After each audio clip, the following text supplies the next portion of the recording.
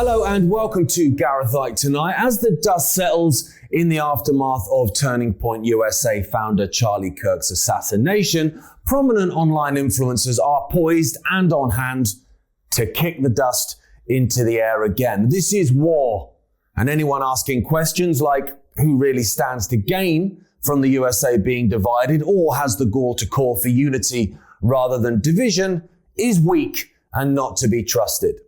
Prominent Israel First influencer Laura Loomer has stated to her enormous following that you cannot be kind to your enemy, gotta be vicious.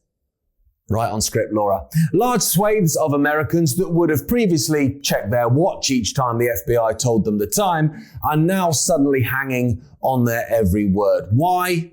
Because the FBI is telling them what they want to hear. Charlie Kirk was killed by a crazy liberal kid with a trans lover. Whew.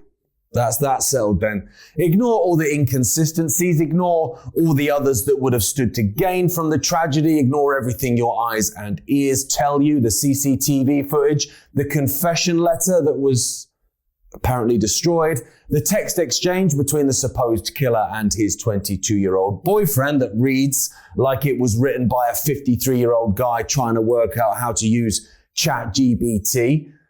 Or the fact that in the text messages, reportedly from September the 10th, Tyler is saying his granddad is freaking out as he recognizes the gun as his own, but the image of the gun wasn't released to the public until the following day.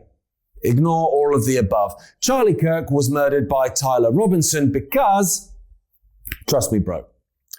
Hours before the shooting, I recorded my weekly monologue where I stated that we were about to enter false flag season. And sure enough, just a few hours after the show went live, we were all glued to our timelines looking for news from the USA. Now, just to clarify, false flag doesn't mean it didn't happen. It simply means what we're being told happened and who was behind it is not the full story. And me saying a false flag was coming isn't me being some mystic Meg know-it-all. It was obvious. You could and can feel it. The fact that everything was being put in place, all the bait and traps laid to introduce solutions to yet to appear problems, told us there was sure to be a problem round the corner any minute.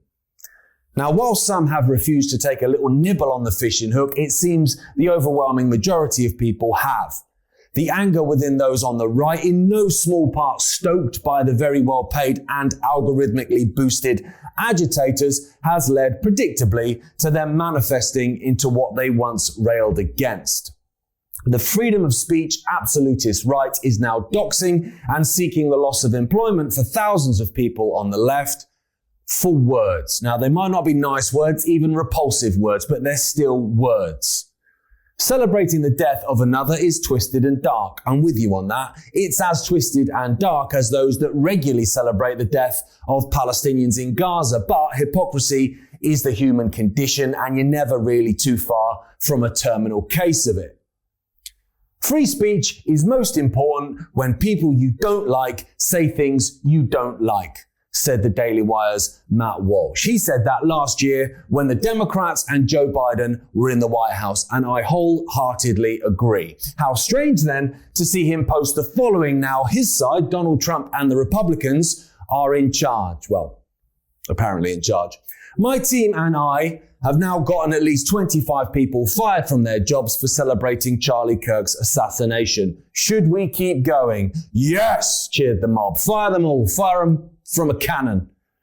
I'm sorry, but you're either free speech or you aren't. There's no middle ground here. Now, people will come back and say, well, free speech shouldn't be free of consequence. Well, you were claiming it should be when you were being cancelled for words, mate. And also, this isn't just some organic thing. This isn't someone's boss being outraged by their employees' views and relieving them of their duties. Now, I'm not on board with that either, but there is an argument that an employer might not want to employ someone that celebrates death, might not want them within their organization, and I get that.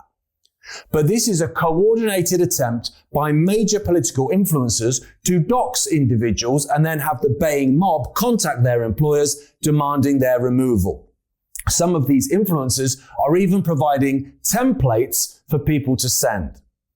There is also a point about human beings. to be made here. Human beings are imperfect. They say stupid things, mean things, downright ridiculous things at times. People make mistakes. Now, if you can sit there and honestly say you've never said anything stupid, mean, or ridiculous, then I'll sit here with great confidence and I'll call you a liar. Do people truly deserve to lose their jobs, their ability to pay the bills and feed their families because they said something stupid online? Really? Is that where we are now? Because the right is doing exactly what the left did to them when they were in power. And when the left get back into power again, further down the line, they'll do exactly the same to the right again. Because that's what happens. The tribal DNA kicks in and the left and right continue to drag each other down the road to dystopian disaster because both are focused on winning the culture battle, so focused on that neither of them realize they're both losing the war. The war is on humanity and it doesn't discriminate between left and right. The puppet masters want no one to have freedom of speech, no one to have freedom of expression, and no one to have freedom of thought. Your political or religious or social allegiances mean nothing to those making their moves on the grand chessboard. To them, we're all Charlie Kirk. We're all in the gun sights. And if you're not part of the much smaller than 1%, and I hate to break it to you, but you're not, then they care not about any of you, any of us. We're merely pawns to be moved, to be set against each other, and even sacrificed in order to further an agenda of complete control across the entire board. The demons need us fighting each other. They need us focused on what divides us rather than what unites us. Now, it might not appear this way to you, whatever side you're on, because we've all been conditioned to focus on the differences rather than the similarities. But whomever you are, whatever end of the political spectrum you're on, you have more in common with each other than either of you do with those that claim to represent you. Now, you can apply that to Israel-Palestine, Russia-Ukraine, black versus white, straight versus gay, whatever. Now, if your leaders, whether elected or selected or trending on social media, are telling you to hate your fellow human beings, they are not your friends and they do not have your best interests or indeed humanity's best interests at heart.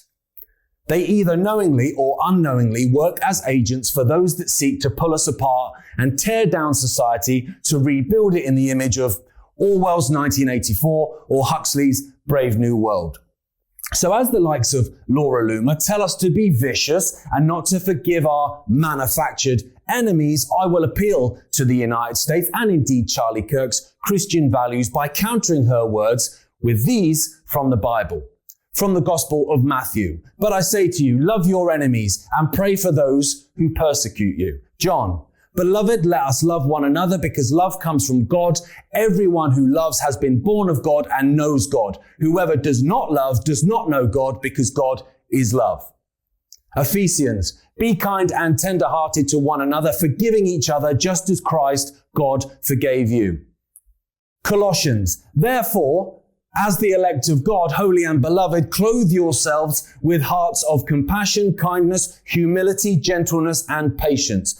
Bear with one another and forgive any complaint you may have against someone else. Forgive as the Lord forgave you, and over all these virtues put on love, which is the bond of perfect unity. Amen.